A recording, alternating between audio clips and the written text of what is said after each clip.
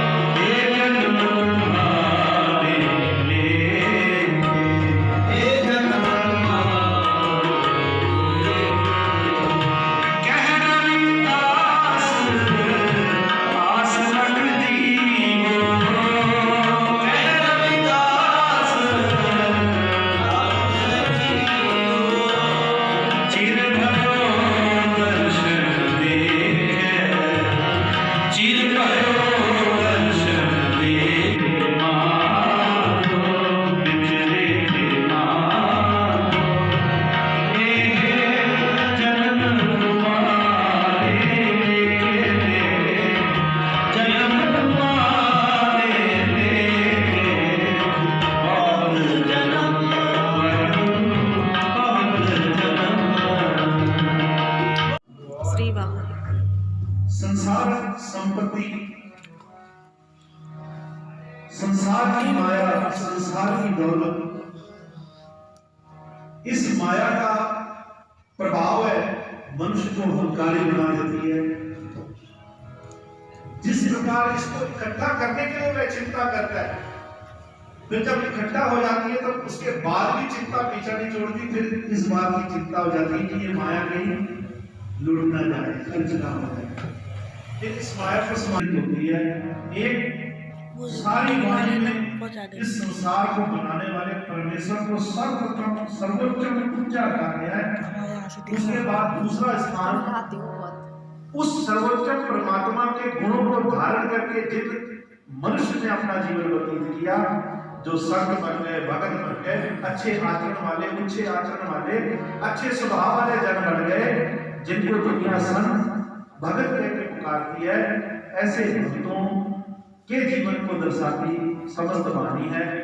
सो कहने का अर्थ, रब को पहचाना भगत रविदास जी ने, और जिन्होंने रब को पहचाना और लोक भलाई की सेवा की, परमात्मा से रूबरू कराया आवाम को, जनता को, अभिमानियों का अभिमान दूर करने का प्रयास किया, जात पात ऊंच नीच भेदभाव सब मिटा के बेगमपुरा शहर को नाम, खुशी का शहर, परमेश्वर का शहर, परमेश्वर की याद का शहर, सबको अवगत कराया। ऐसे भक्तों की वाणी गुरु ग्रंथ साहब महाराज ने सुनाई। चित्तौड़ का राजा भगत रविदास जी के पास आया कि मेरे मन अंदर की लालसा है कि मैं प्रभु के दीदारे करूं। संक्षेप में तो भगत रविदास जी के पास जब चित्तौड़ का राजा आया, मन में प्रेम था, लेके आया कि मैं भी प्रभु के दीदारे करूं। तो कहते हैं ज्वेलरी थी रविदास जी के पास कि संत जी मुझे भी दर्शन कराइए। तो भगत रविदास जी, क्योंकि जुतियां बनाते थे, चमड़ा पानी में गला के रखा था, तो भगत रविदास जी ने क्या किया, उस चमड़े वाले कुंड से एक चुल्ली पानी लेके चित्तौड़ के राजा को बोलने लगे, लीजिए पानी ले और पी ले, तुझे दीदारे होंगे। तो चित्तौड़ के राजा के मन अंदर घृणा आ गई, उसने वह पानी नहीं लिया, वो भगत की रमज को नहीं पहचान पाया। भगत रविदास जी ने वह पानी कुंड में वापस डाला और उसके बाद चित्तौड़ के राजा को बोला कि अब समा तू गवा बैठा है, अब वह समा नहीं, क्योंकि तेरे अंदर प्रेम नहीं घृणा उत्पन्न हो गई है। तो जहां पे प्रेम नहीं वहां परमेश्वर के दीदारे नहीं हो सकते। जहां घृणा है वहां परमेश्वर के दीदारे नहीं, और जहां प्रेम है तो प्रेम होगा तो वह हर एक पत्ते में, हर एक जर्रे जर्रे में, हर एक कण कण में प्रभु ही प्रभु को देखेगा, इसके अलावा कुछ नहीं दिखेगा। अच्छा ही दिखेगा, माड़ा दिखेगा ही नहीं। तो कहते हैं चित्तौड़ का राजा वापस आया, मनसा पूरी नहीं हुई। तो कहते हैं जब चुल्ली दे रहे थे ना चमड़े का पानी, तो उसके वस्त्रों में गिर गया, तो मन से अभी भी घृणा नहीं, घर में आके उस मरी हुए कपड़े को उसमें धोबी को डाल देते कि मेरे किसी काम का नहीं रहा, इसमें पानी गिर गया, दाग लग गया, तो ये तू ले ले।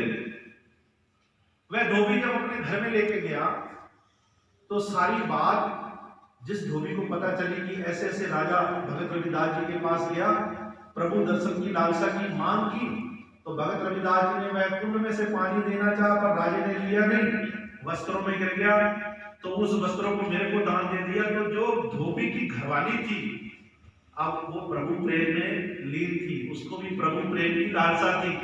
कहते भगत रविदास जी ने इतनी बड़ी बात करी, वह पानी कुंड से पानी नहीं दे रहे थे, वह तो अमृत दे रहे थे, पर राजा पहचान नहीं पाया।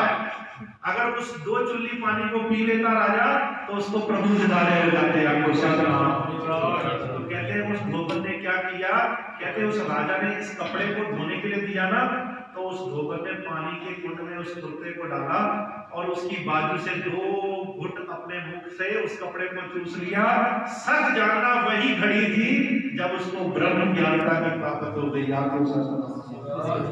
सो भगत राम संत में भेद नहीं, भेद किछ नहीं। भगत की लीलाएं, प्रभु की लीलाएं अनेकों तरह से संसार में उत्पन्न होती है, पर उसको देखने वाला, पहचानने वाला और पा लेने वाला कोई कोई होता है। कहते हैं उस धोबन को ब्रह्म ज्ञानता प्राप्त हो गई। जब राजे को इस बात का पता चला तो बड़ा पछतावा मन में आया कि मुझे तो स्वयं वह संत जी चुल्ली भर के पानी दे रहे थे, अमृत दे रहे थे, पर मैं पहचान नहीं पाया, मैंने मन अंदर घृणा लेके आ गया। कहते हैं उस धोबन ने ऐसा प्रेम किया कि वस्त्र को मुख में लगा के उसने प्रभु की ब्रह्म की पहचान कर ली। तो फिर वापस गया, फिर संत जी के चरणों में बैठ के उसने मंगना मांगी। फिर भगत रविदास जी ने कहा कि तू जो समय था वह गवा बैठा है, उस समय मैं अपनी भक्ति, अपनी कमाई से तुझे परमेश्वर के दीदारे कराना था, पर अब तुझे खुद स्वयं कार्य ऐसे करने पड़ेंगे कि प्रभु की खुशी तुझ पर हो और प्रभु स्वयं तुझे दीदारे बख्शिश करेंगे। तो बोले क्या करना पड़ेगा? तो राजा को बोला भगत रविदास जी ने, अब गुरु ग्रंथ साहब में गुरु साहब ने विराजमान की, सो प्रभु सत और प्रभु के गुणों से जीवन बसर करने वाला सदा ही इस लोक में मान पाता है और उस लोग में मान पाता है। और सभी गुरु ग्रंथ साहब महाराज की छत्र छाया एक आपको बहुत बड़भागी जाना, बहुत ऊंचे भागों वाला जाना कि आप सभी यहाँ पे गुरु ग्रंथ साहब महाराज की छत्र छाया है। गुरु ग्रंथ साहब महाराज कल्ला ग्रंथ नहीं है, यह गुरु नानक निरंकार की ज्योत है, परमेश्वर की प्रत्यक्ष ज्योत है, प्रकट गुराम की दे जो प्रभु को मिलबोध है खोज शब्द में ले। अगर किसी को प्रभु से मिलना है तो गुरु ग्रंथ साहब महाराज के शब्द में खोज, शब्द को पढ़ ले, उसे प्रभु के दीदार हो जाए। और एक आप और प्रशंसा योग, एक मान योग कि दुनिया में और बेहद भगत जनों के ग्रंथ, भगत जनों के